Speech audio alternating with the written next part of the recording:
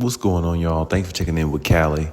Man, what a crazy, epic, seemed like comeback game for the Clippers. I mean, down 70-48, the Warriors were having their way with the Clippers. And it's like the Clippers just kind of like flipped the switch. Shout out Paul George. That was a big shot. That shot put the Clippers up with a few seconds to go, and the Warriors weren't able to capitalize on it. Shout out to Kawhi Leonard too, man. I think he showed his two-way performance, how he played against Curry, locking him up a lot of that game. Curry only going for 7 for 18, 22 points. And Kawhi took on the challenge, especially down there at the end and the stretch. And the Clippers just kept fighting and clawing. And that's what they're going to have to do a lot of games because they don't have no rhythm as of yet. And if they ever do get rhythm, it might take a little bit longer than what Ty Lue said it would. So my point is they're going to have to fight and claw and scratch a lot of games like that. But they're going to have to just understand teams are not going to lay down for them. Teams really want to beat them even more so because you have a big four and they just want to embarrass you. So, I mean, the Clippers are going to have that mentality every game going forward because the way the Clippers play as a unit, they don't play with a lot of, movement with the basketball and things like that. So a lot of their games are going to find to be nail biters and close. And luckily, or in this situation, good for them, they were able to, get past it. A big shot by Paul George there and put them ahead. And overall, they had good balance. I think Paul George had 25, James Harden had 22, Kawhi had 20. And a few nights ago, a couple games ago, it was about the same way. I think Kawhi had about 25, and Paul George had 22, and James Harden had like 21. So as long as they have somewhere around that balance, they're gonna be really good. They're gonna be a tough team to beat as long as they have balance and they play defense. But they can't, turn that defense on and off. They have to kind of be more consistent on the defensive end and kind of like, attack players that they know that they have the better matchup in. You know what I'm saying? They have to kind of, be aggressive on the defensive end to allow their offense to just, flow and, play with more fluidity. That's what they're going to have to do because if they think that they're going to outscore teams all the time just because they got these four players, it's not going to happen because you don't have the chemistry enough to do it. So you got to rely more on your defense and then allow your offense just to flourish as the game goes on. But, I really thought this game was over with. I did. I thought that the Clippers had lost this game. When they were down 70-48, I mean,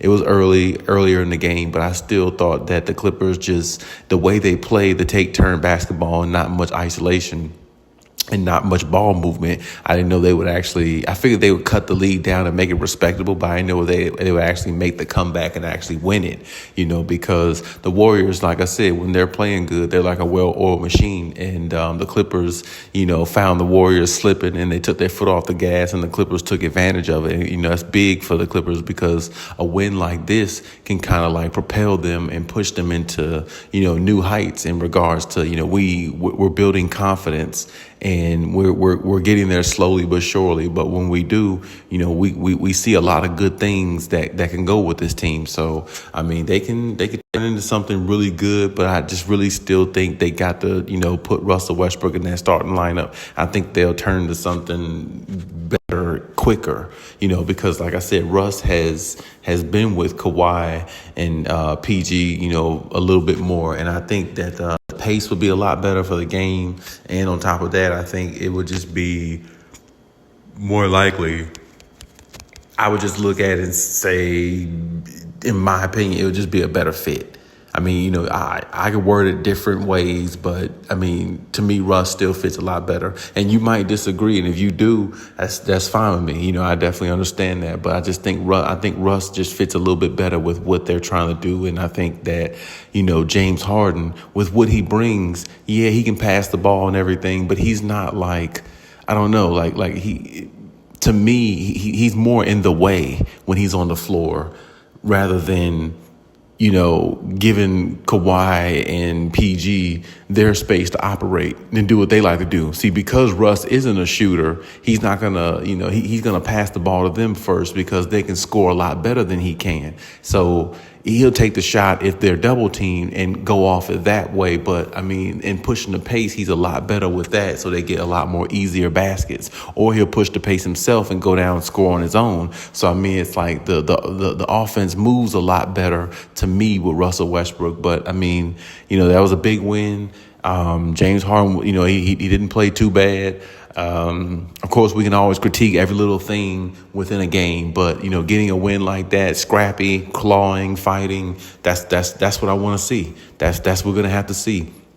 And, they got big name players on there where any one of them could knock down a game winning shot. I mean, James Harden knocked down a game winning shot, I think, like he did a few weeks ago. Kawhi Leonard can do it. You know what I'm saying? Even Russ, he can knock down a game winning shot. You know what I'm saying? So they got guys that can, put the dagger in a team. They got guys who can close games. So I'm not worried about that. It's just that defense and that sense of urgency, they need to play with that a lot more rather than when their back is against the wall and they're about to be embarrassed by a team, and then all of a sudden they flip a switch. Because like I said, they got great defenders in Kawhi and PG. They're not maybe as great as they once were on defense, but they're still great enough to make an impact on the game. And Kawhi, his defense is still great enough to me. Some people say it's changed over the years.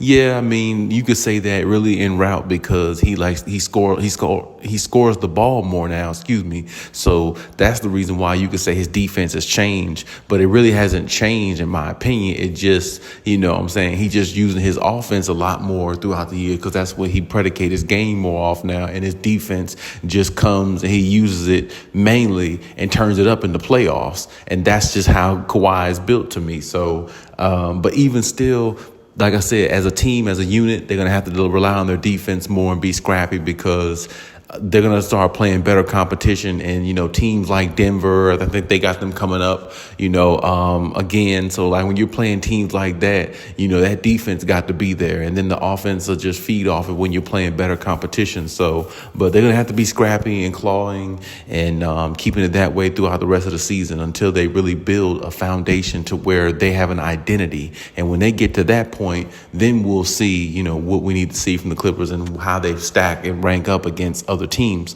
But I mean, hey, leave any comments and let me know what you think about what I said. Do you agree or you disagree? I respect it either way, but I definitely want to hear what you got to say. So we'll see what happens.